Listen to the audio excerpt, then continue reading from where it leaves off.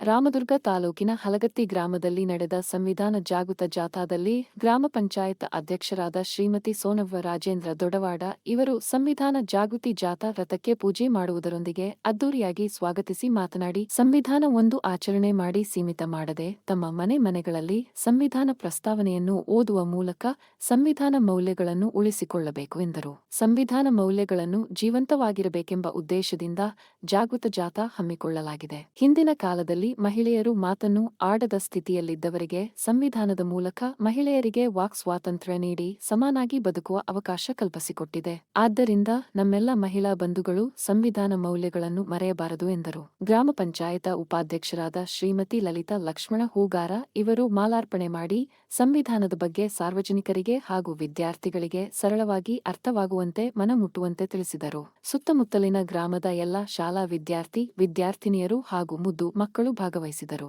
ಹಲಗತ್ತಿ ಹಾಗೂ ಸುತ್ತಮುತ್ತಲಿನ ಶಾಲೆಯ ಮಕ್ಕಳಿಂದ ಭಾಷಣ, ನೃತ್ಯ, ರಾಷ್ಟ್ರ ನಾಯಕರ ವೇಷಭೂಷಣ ಸೇರಿದಂತೆ ಅನೇಕ ಸಾಂಸ್ಕೃತಿಕ ಕಾರ್ಯಕ್ರಮಗಳನ್ನು ಮಾಡುವುದರ ಮೂಲಕ ಹಲಗತ್ತಿ ಗ್ರಾಮದಲ್ಲಿ ಹಬ್ಬದ ವಾತಾವರಣ ಸೃಷ್ಟಿಯಾಗಿತ್ತು. ಈ ಸಂದರ್ಭದಲ್ಲಿ ಗ್ರಾಮ ಪಂಚಾಯಿತಿ ಅಭಿವೃದ್ಧಿ ಅಧಿಕಾರಿಗಳು ಶ್ರೀಮತಿ ವಿ.ಎ. ಗಣಪ, ಗ್ರಾಮ ಪಂಚಾಯಿತಿ ಅಧ್ಯಕ್ಷರು ಶ್ರೀಮತಿ ಸೋನವ್ವ ರಾಜೇಂದ್ರ ದೊಡವಾಡ, ಉಪಾಧ್ಯಕ್ಷರು ಶ್ರೀಮತಿ ಲಲಿತಾ ಲಕ್ಷ್ಮಣ ಹೂಗಾರ, ಸರ್ವ ಸದಸ್ಯರು, ಎಸ್ಡಿಎಂಸಿ ಅಧ್ಯಕ್ಷರು, ಉಪಾಧ್ಯಕ್ಷರು, ಗ್ರಾಮದ ಸರ್ವ ನಾಗರಿಕರು, ಯುವತಿ ಸಂಘದವರು, ಆಶಾ ಕಾರ್ಯಕರ್ತೆಯರು, ಆರೋಗ್ಯ ಇಲಾಖೆಯವರು, ಸ್ಥಳೀಯ ಸಂಸ್ಥೆಗಳ ಪದಾಧಿಕಾರಿಗಳು, ಶಾಲಾ ಮಕ್ಕಳು, ತಾಲೂಕಾ ಮಟ್ಟದ ಎಲ್ಲಾ ಇಲಾಖೆಯ ಅಧಿಕಾರಿಗಳು ಭಾಗವಹಿಸಿ ಯಶಸ್ವಿಗೊಳಿಸಿದರು.